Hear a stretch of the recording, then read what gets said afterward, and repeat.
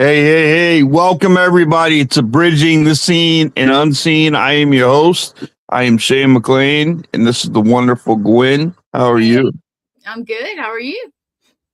I'm good. Not going to complain one bit.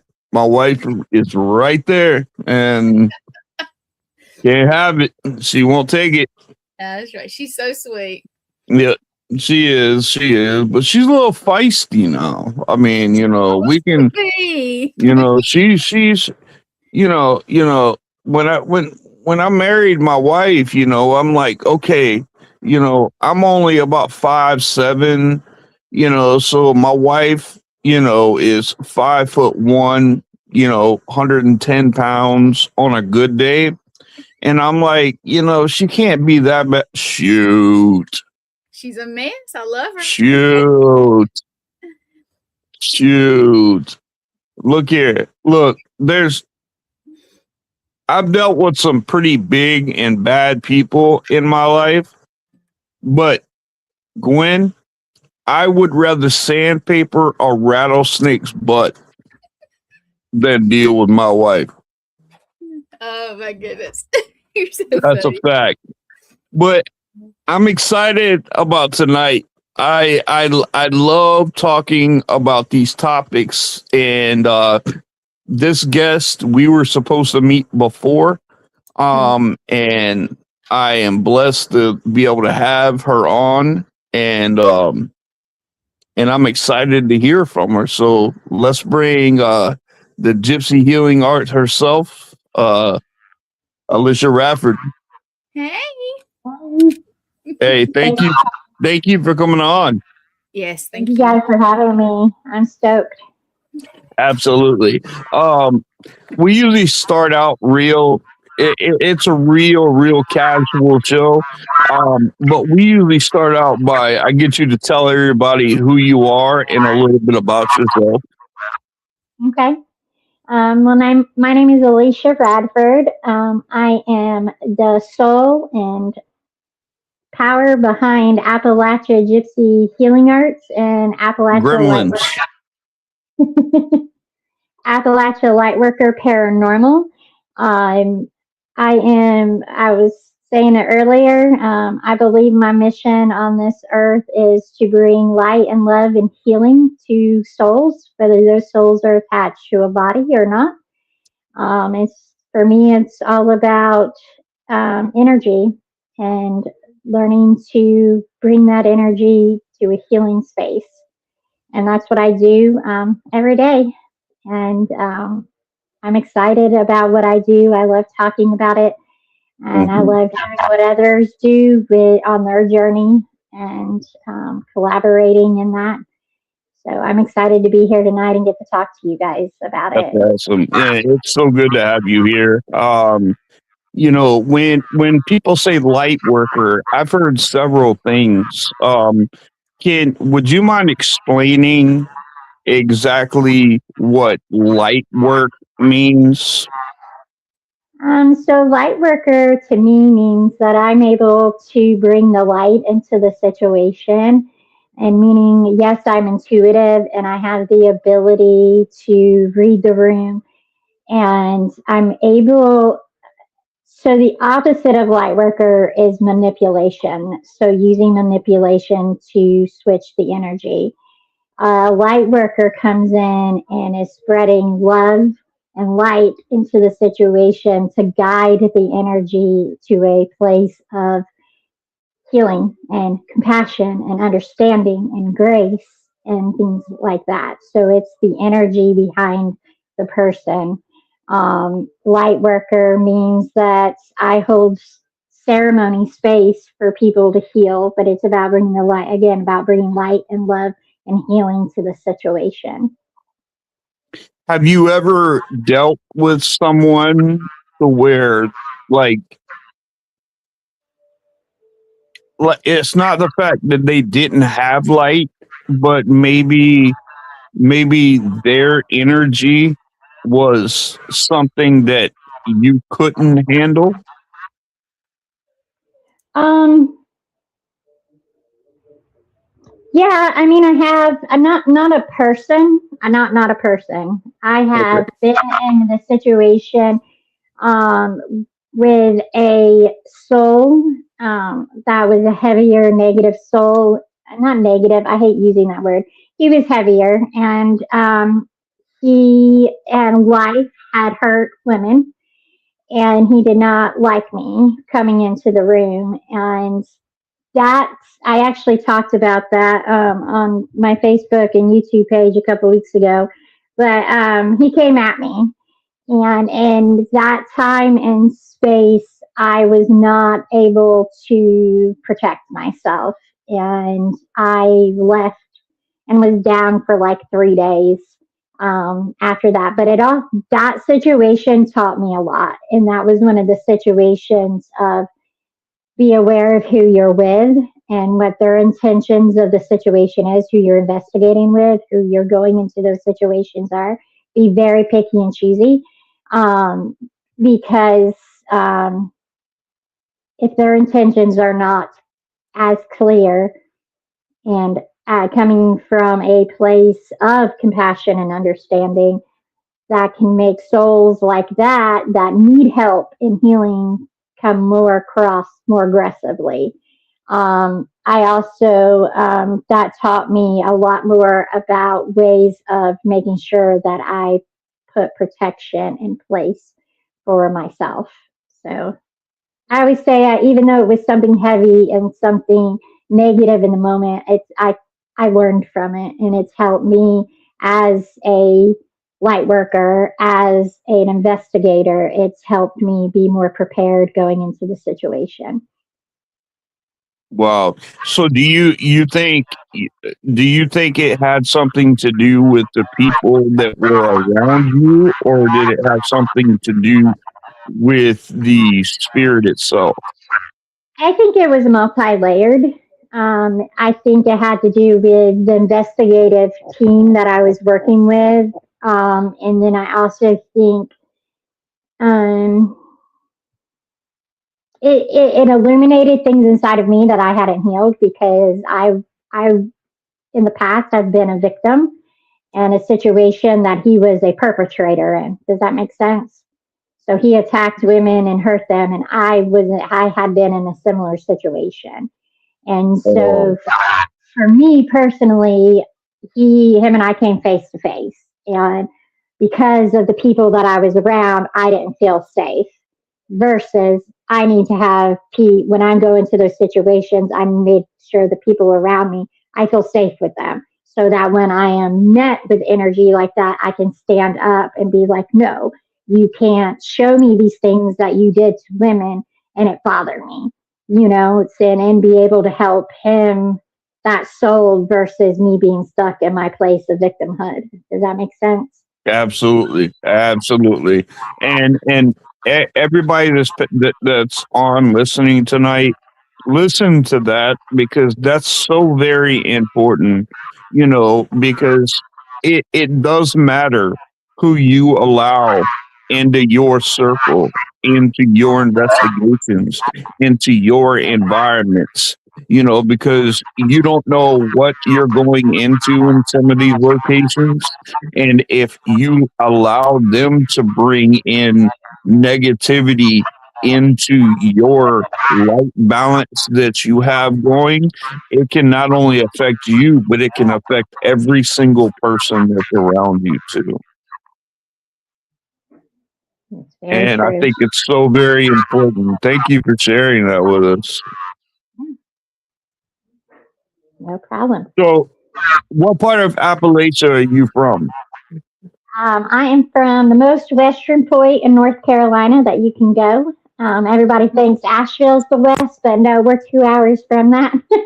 And Murphy, North Carolina. So that is where I'm from. I'm actually living in East Tennessee now, but I am from the mountains of Murphy, North Carolina, and part of my family is from West Virginia.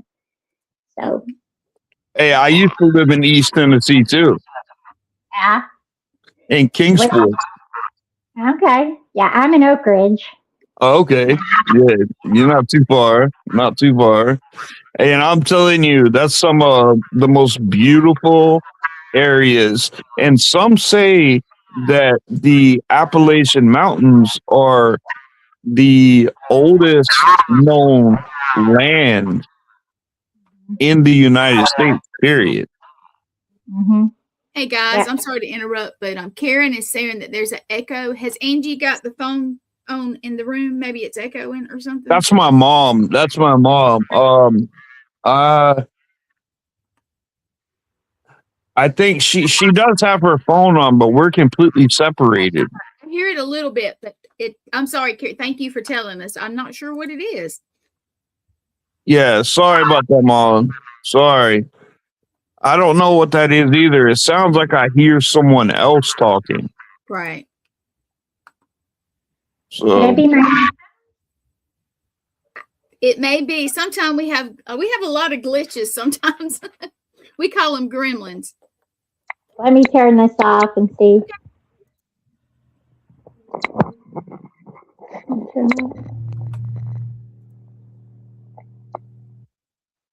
All right. Can you guys hear me? yes, ma'am. I think that's right. I think that's what it was. Yeah. Okay.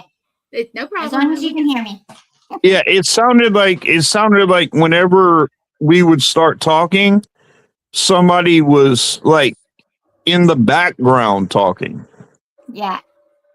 It might have just been my headphones. I'm hard of hearing. So that's I try to wear headphones so I can hear. I got you. But we're good.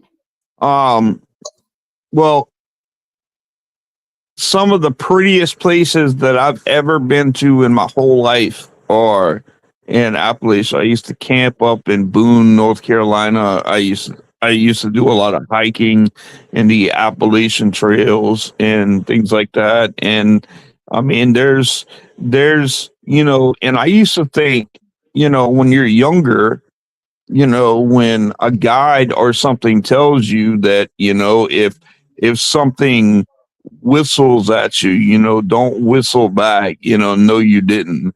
If something calls your name, no, it didn't, and you always think those are the wives' tales, but there's a very strong belief in Appalachia Mm-hmm. that's different than any other place I've ever seen. Yeah. What makes the energy there so different? That is so multi-layered. I mean, so you've got some of the oldest land in the area, so there's a lot of that. Then you have, there was a lot of natives living in that area, where I'm from in Murphy, North Carolina. It's Cherokee tribe land is all around. And then also the Appalachia Mountains were settled by the Scots, the Scott Irish people, and they came with all their own, fairy tales and all their belief system. And so I think that the Appalachians just have some old, wise truth to them. My husband's family, that's born and raised multi-generation Appalachians, they'll sit and talk to you about everything. They just don't do it around their pastor.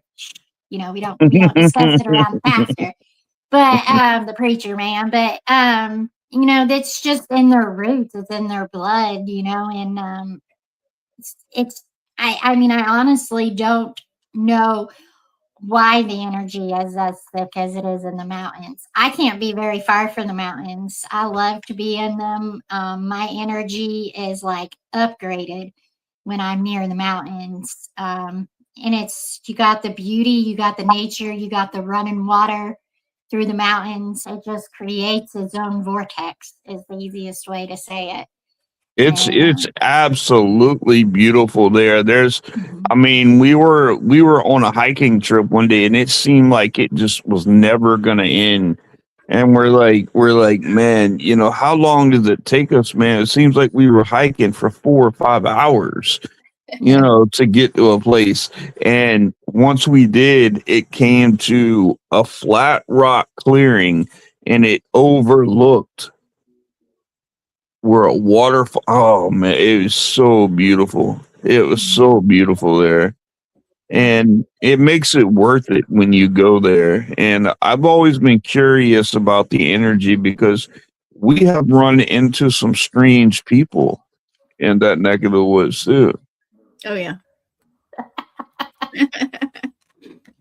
We have run into some strange people. Now, I'm from South Carolina and everything. And listen, now I'm not making fun of the way anybody talks because, you know, we got Gwen over here. She's got her own language that she speaks over there too, you know. I'm very And Southern.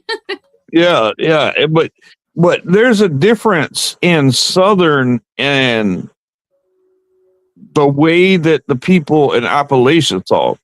Mm-hmm. And it's not it's kind of like a mixture between Boomheimer,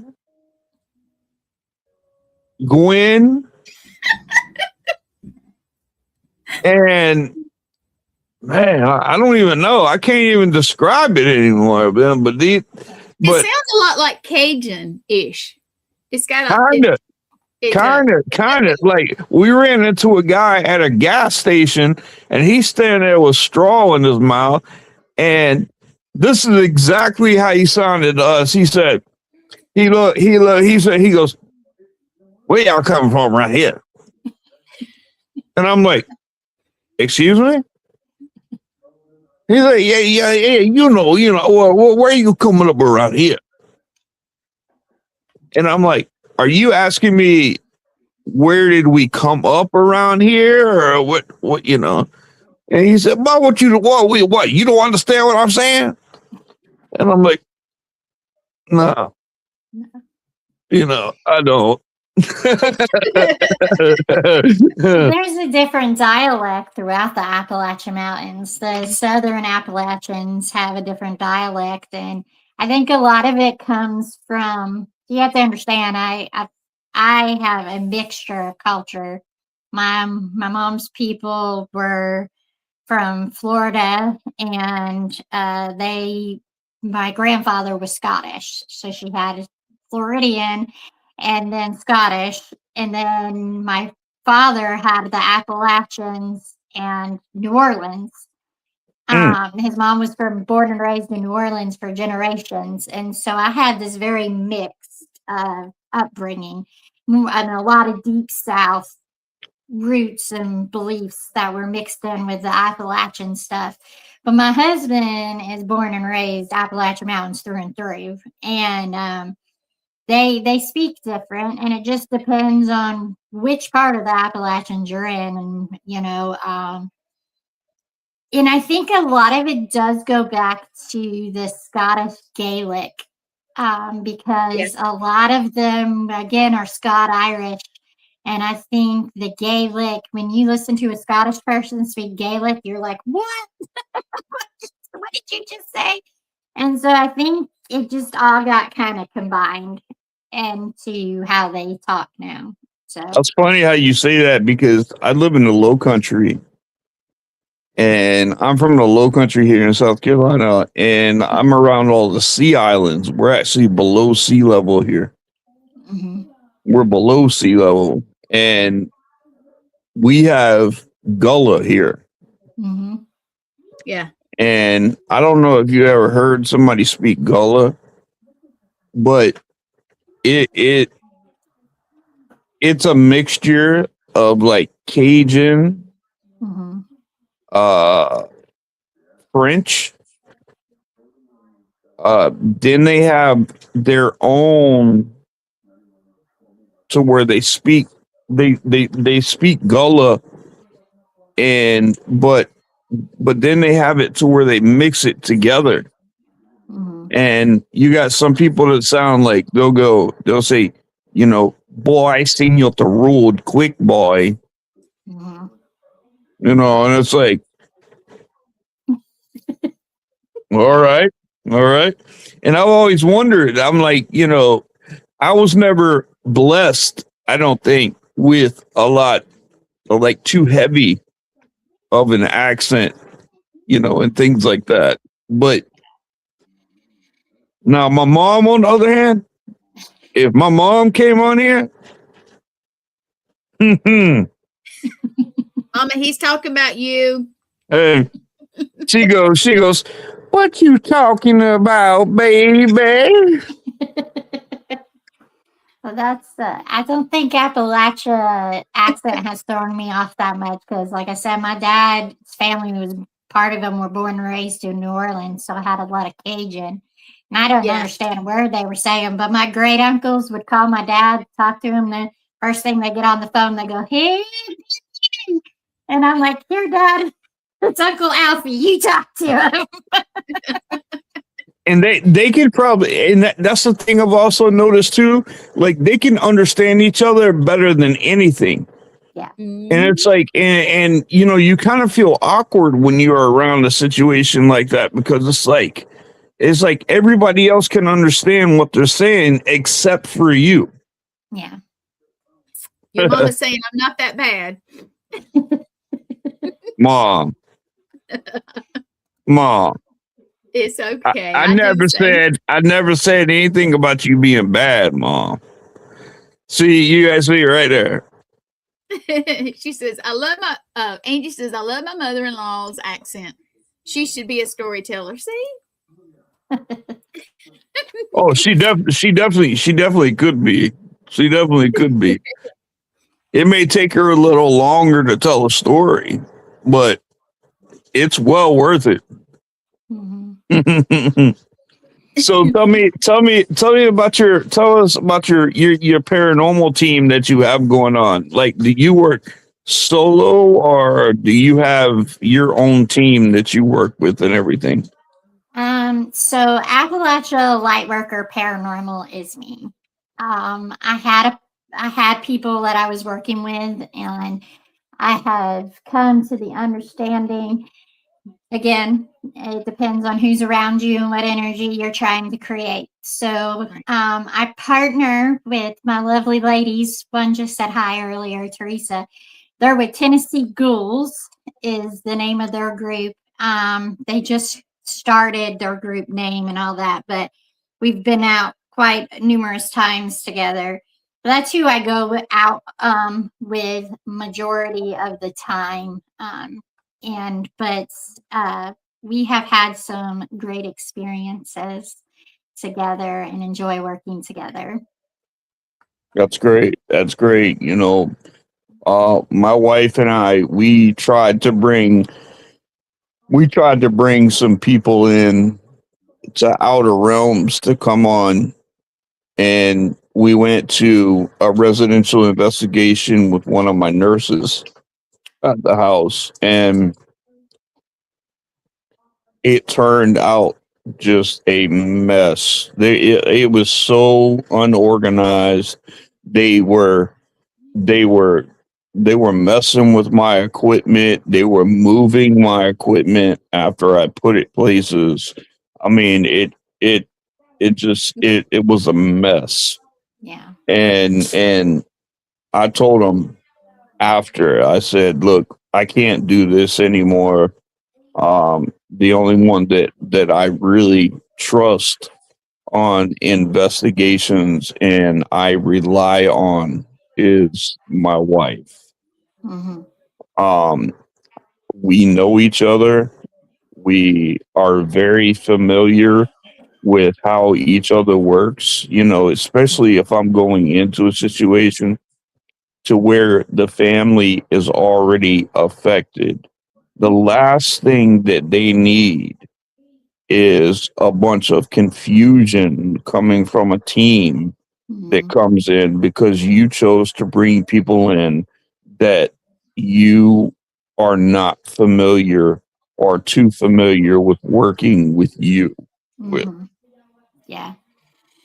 Yeah. And that's the thing with my I guess my co-team, you could say, with Tennessee Ghouls is that we have an understanding that sometimes I'm going to go do a residential to do a cleansing, or I might step out and do something, and they don't have to give me permission, or they don't have to be there with me why that's happening. It's we applaud each other, right? And we say, go ahead, go do that, go do your thing. And then also when we're out together and I say, hey guys, I really feel like I need to pray, or I need to do this. This energy just doesn't feel right. There's no battle there. It's no, it's just, okay, Alishah, let's do that. If that's the way you're feeling led to do, let's do that. Because my goal is, even as an investigator, isn't just to collect evidence and to have cool videos to show, which I that's okay. That part of it's okay. But my whole goal in doing this is helping the energy, whether Right. a soul needs to have its story told, or they need to be able to move forward, or just anything. Even paranormal is just so multi-layered energy, but whatever it may be, I have a job that I have to do while I'm there. That's the way I feel. I have a mission. It's part Yeah, of why I'm here, and I don't need somebody's ego getting in the way of that. So that's yeah, why no I have kidding. come more choosy. But the lovely ladies over at Tennessee Ghouls and I have found a place that I have people around me that are protecting me, and also going, yes, go do what you need to do, instead of trying to pull me back or anything like that. So So let would you mind if we can talk about some of your stories that you have told? I think our audience would love to hear, about some of your experiences and some of the things. Now, you and I talked before, neither one of us really like to talk about cases and things like that, but I know you've probably got a lot of stories that you can tell that could explain a lot about not only who you are, but what you do and deal with. yeah, So if you don't mind, we'd love to hear some. yeah. So being from the Appalachian Mountains, we still have a house there in North Carolina on my husband's family land, and that's I always say, Creator gave me my husband. There's so many reasons I have my husband. He's an amazing man. So supportive. But when I started this journey of helping souls that were not attached to a body heal, started with my husband's family members coming. Oh, that's Miss Dabby with Tennessee Ghouls. Hi, Miss Dabby. Anyways, I would give visits. And so I got a visit one evening from this soul, and he wanted me to go over to his family's home place there and to help with healing the family line. And so the original person of this um, owner of this land was not a good person. He had done a lot of bad things in the community and to people, and it kept a negative energy over the entire family that was from this homeland, or from this home place. And so I went over there, and it was multi family members just standing on the front porch of this house that was falling in on itself. It was an old house in the middle of nowhere, but I could see all these people standing on the front porch, spirits, souls. Um, and one was crying, and they all kind of came together, and um, you know, I listened to their story of pain and of this grief that the mother had allowed her children to be hurt by their father, who was the head of this house. That was not a good person. And she wanted me to apologize to her children for her. so that they could heal. And then there was a brother that stepped forward, and he said, I want to protect my family until the last sibling passes. So he hangs around and goes to his different siblings' houses and watches over them. And like, even his sister fell one night, and how did you get up? And she said, oh, my brother came and helped me. Even though he's passed, she said she felt him help her up. And so that was one of my very first experiences in the paranormal side of what I do. And it was all about healing. It had nothing to do with anything scary. It didn't have anything. It was just about this family wanting forgiveness and healing, and then protecting the family members that they couldn't protect when they were children. So now he wanted to come and protect his sisters, and and so that was one of my first experiences. And then I later was invited again to revisit that house, and off in the distance I saw a little girl, and she was like peeking around the tree at me, and then she would go like this. And so I was like, okay, what's happening?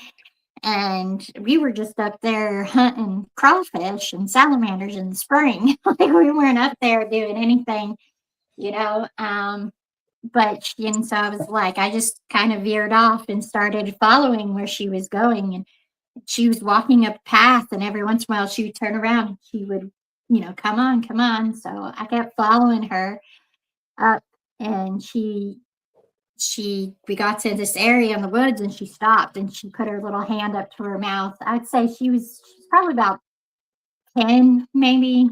She put her little hand up to her mouth, and she said, this is where we're buried.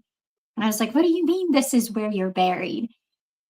And so she went ahead and started telling me that there were 6 girls that had been kidnapped, not good things done to them, and then killed, and they were buried there. And then I started seeing images of them and what they had gone through. And as she was showing me this, a bunch of little souls started showing up of younger girls, and they were all standing there. And I said, but what do you want me to do? And they said, you have to make him leave so we can leave.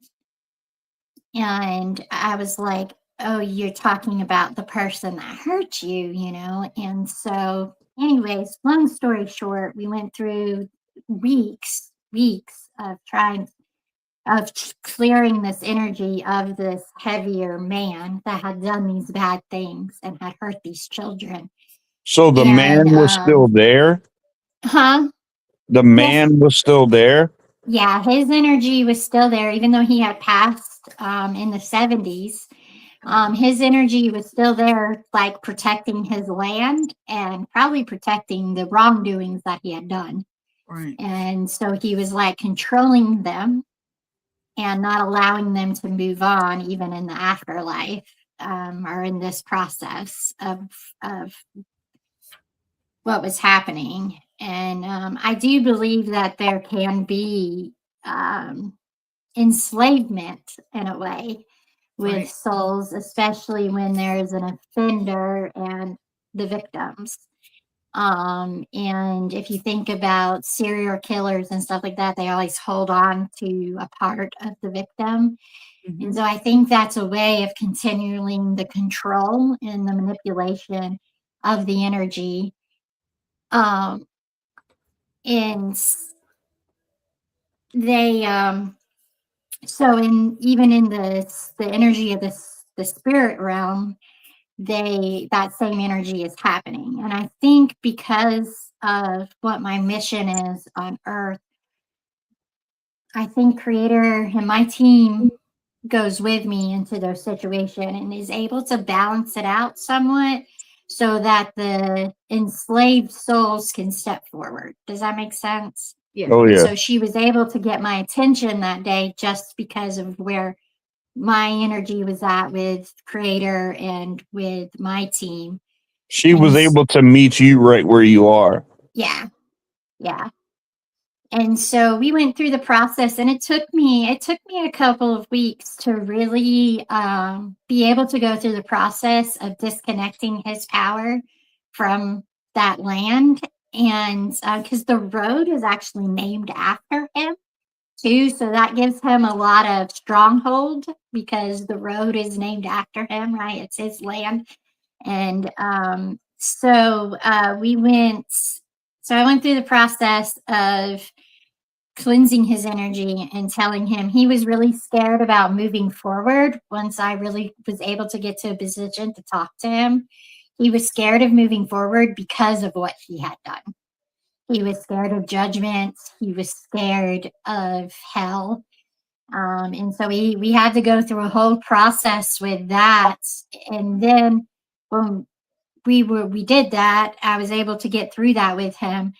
The little girls just ran up into the house and they like had a little party in the house, but they started to go off by themselves. They like came together and they were there with each other having a little party that they were able to take control of the house, right? Had their little party, and then I just watched their little souls move on. And I didn't even have to do anything. They just kind of did their own thing. You That's took the battle. that's Michael is amazing. Shane can't see, so I'm gonna read this out if that's cool. Do you think Michael, and I always say his name wrong, so do you think that puts a bullseye on you and other spirits as a person to go to? Oh yeah, recognizing you as somebody to go to. Yeah. And So with that, is that because they can sense and they can know that you can see them and they can see you? Yeah. And I think that's where when you have the gift, so let me explain this. I think everybody has gifts. I think everybody is intuitive. I think everybody has the ability to see different forms of energy. It's just if you're allowing yourself to get to that point. And I think that takes a lot of healing and cleansing to be able to raise your vibration, your frequency, to be able to get to the point of being able to see, hear, know all those things. Now we might all have similar gifts and ours might work a little bit differently, but I think everybody has the ability.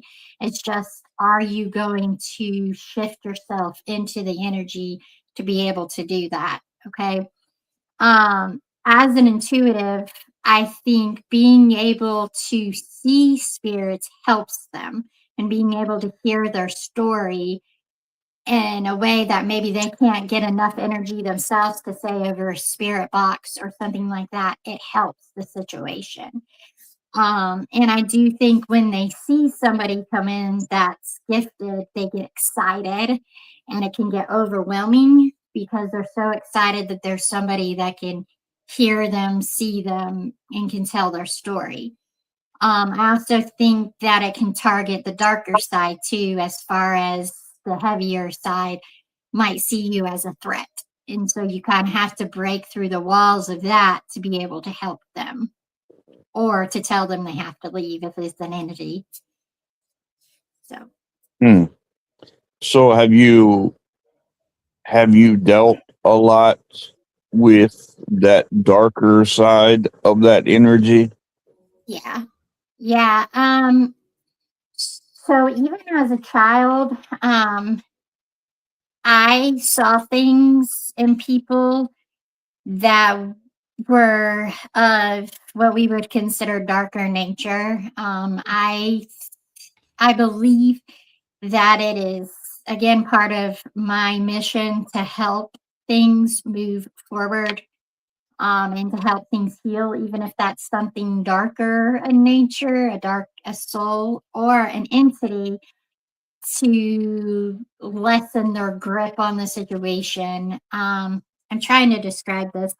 But I've been in situations with darker energy my entire life because I think it's my job. And that's why I call myself a light worker. because I think it's part of my mission to step in with the light and say, no, you no longer have power here. Whatever draws you here, you don't have power over it anymore. It's time for you to leave, and to That's cut that because you're cord so and no positive. longer. Yeah, you're so positive. You have this beautiful light, and you do. I told Shane that. I said I would love to have her on because she's such a great soul. You're a beautiful soul. her aura around her. I see auras, and your aura around you is beaming. Yeah. Well, So-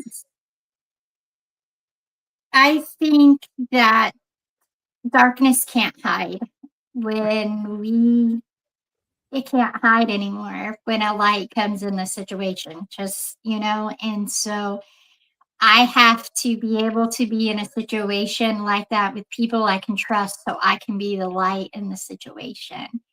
And that's what I was telling you earlier before we came on live. I was in a situation where I was not with the people that were there to support me and to support the situation.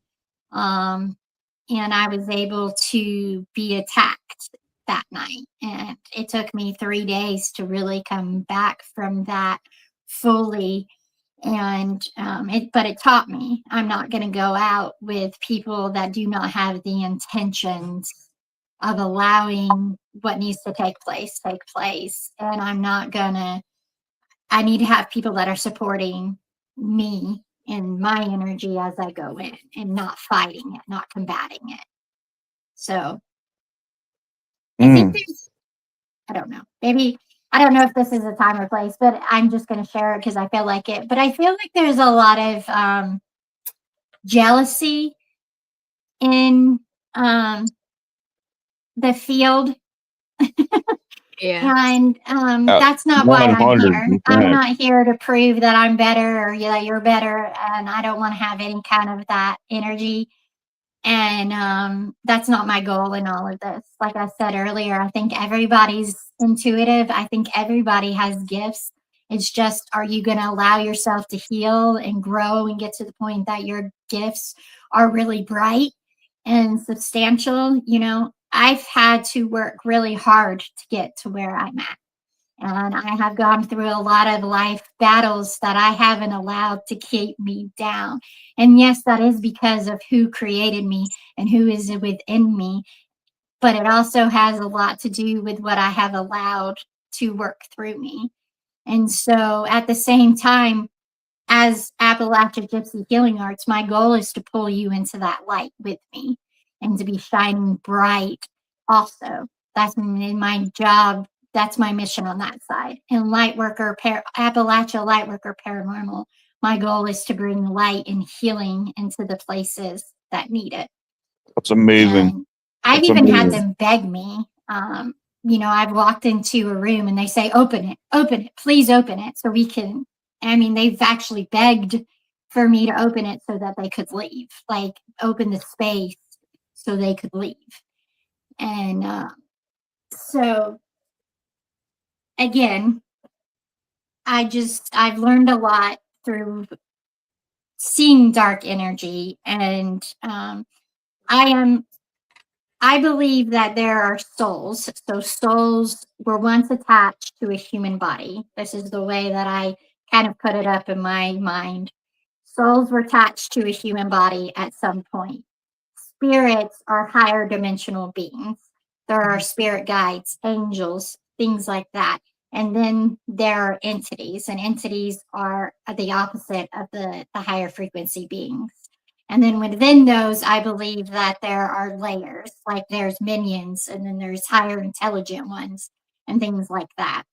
So I think a soul can present itself as dark, but it's really just a wounded, bound soul. It's not technically an entity. And that is what actually left me, that attacked me, and that I was down for a few days because of what he had done in life. Affected me when I saw what he had done. Had I been around people that were supportive of me, I probably could have stayed in that situation and helped him process so he could move forward. but I didn't have the support around me that I needed to be able to move forward with that. Hmm. I'll shut up now.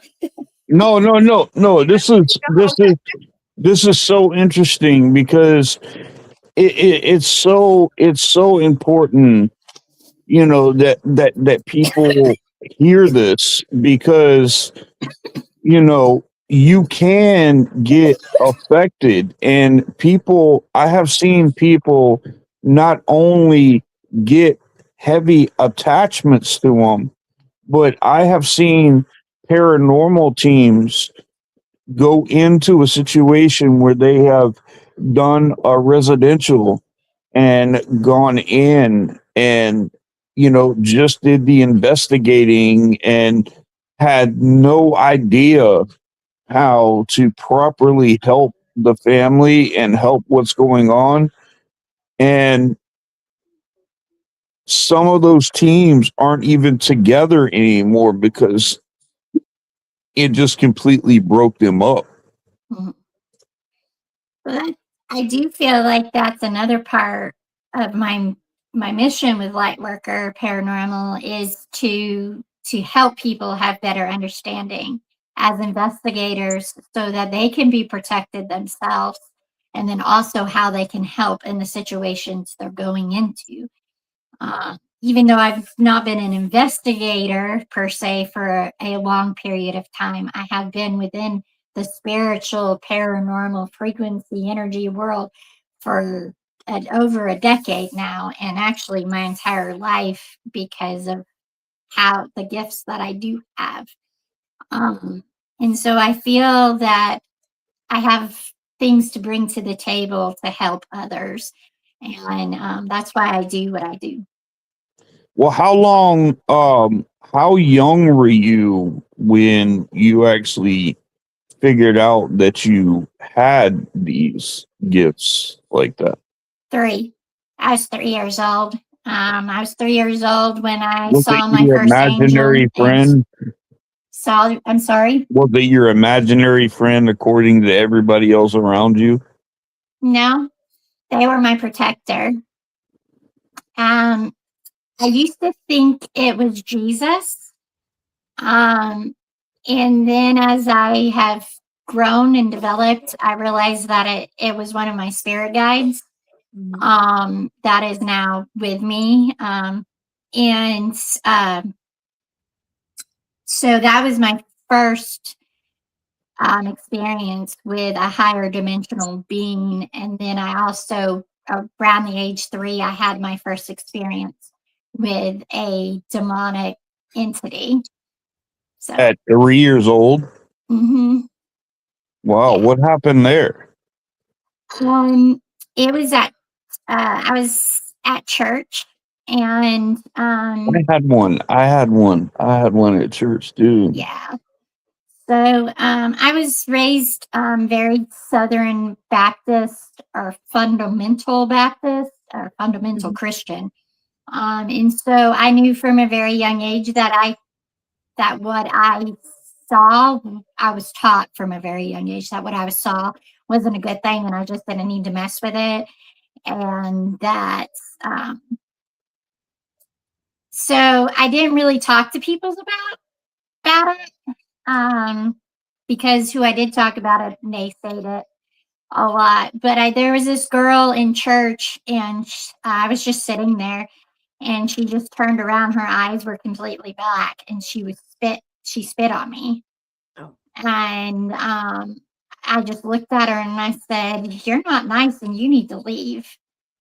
And she just turned back around. And she went later on in that service, she went into a seizure, and they had to take her out. And so part of me, and this is where you go into the whole energy and frequency thing, was she mentally ill?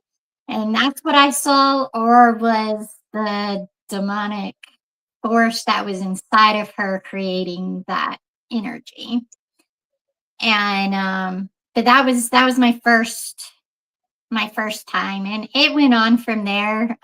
We had an we had girls in our church that were messing with witchcraft rituals and stuff like that. And they all came in to a sleepover and they all had things attached to them that I saw. And I didn't know what to do with it. I just saw these dark men standing behind them. And at that time, I didn't know what to do with what I was seeing because nobody was teaching me. So eventually it turned off because I was scared of it because I wasn't being told what it was. Mm-hmm.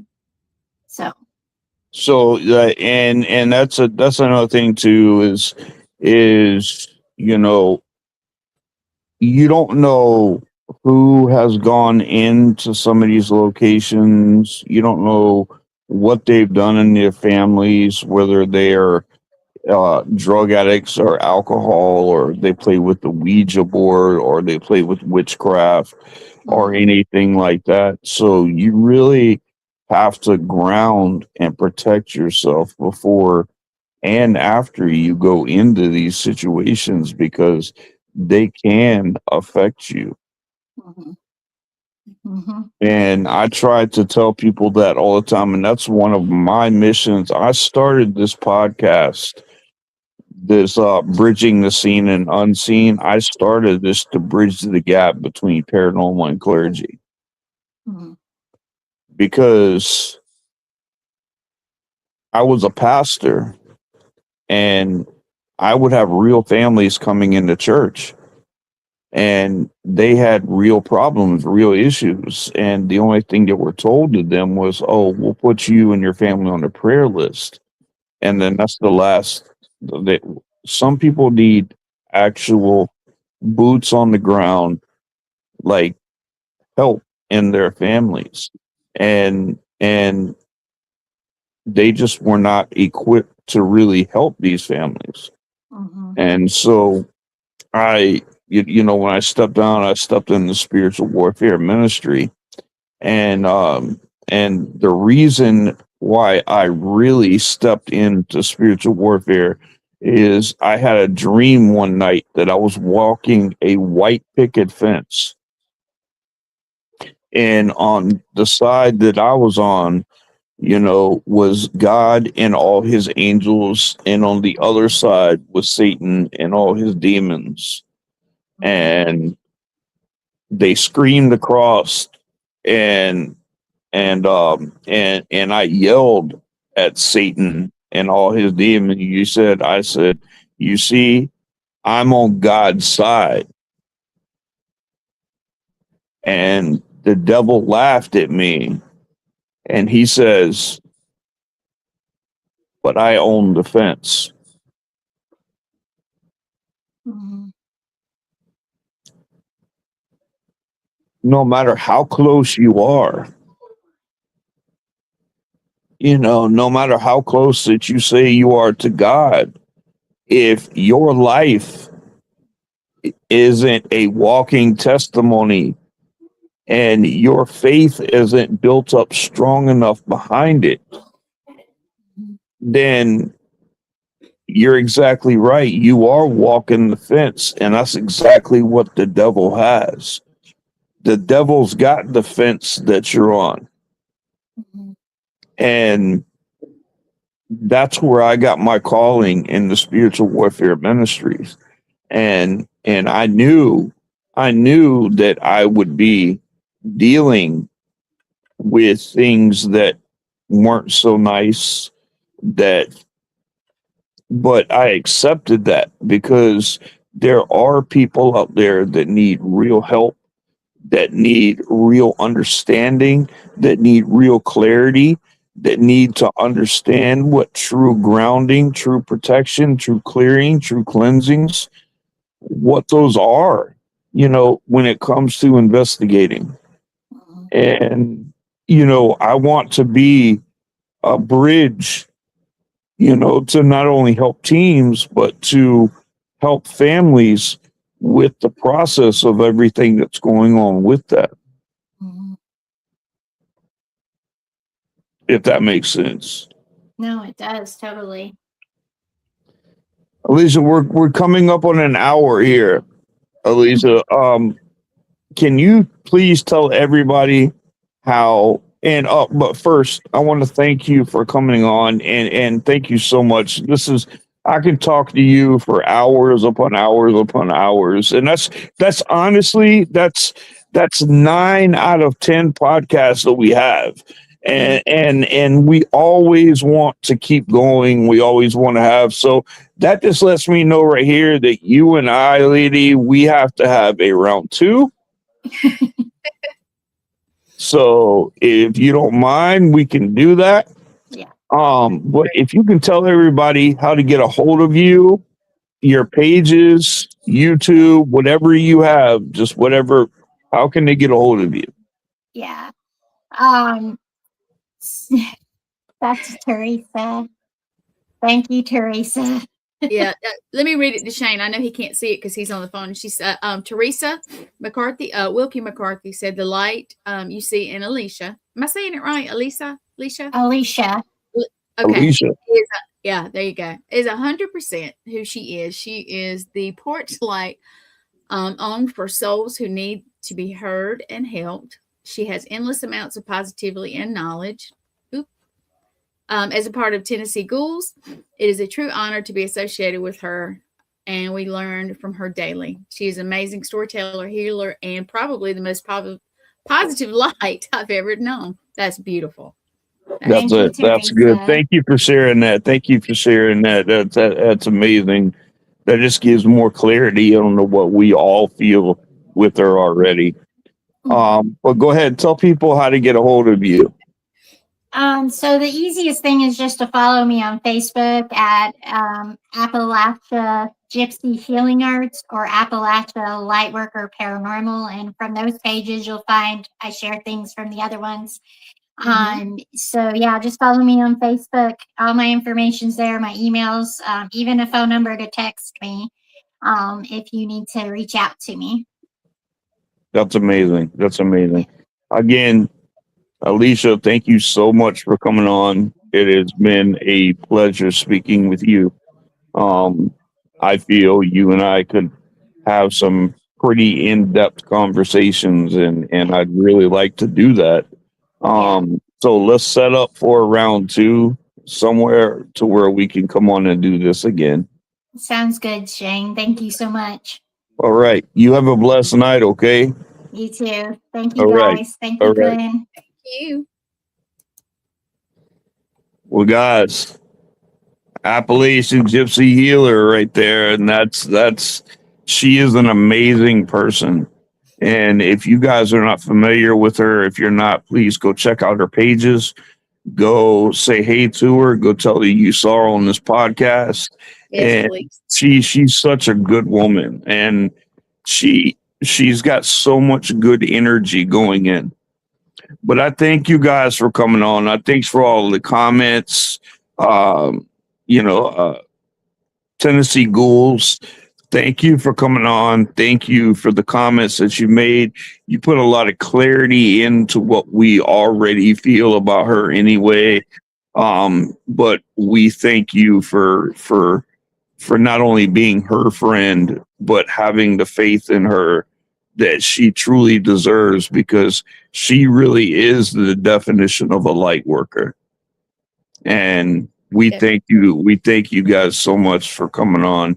And you guys have a good week. I've got a good one coming on next week too, that I've had on many times.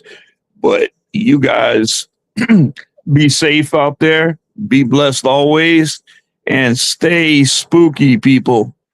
Peace.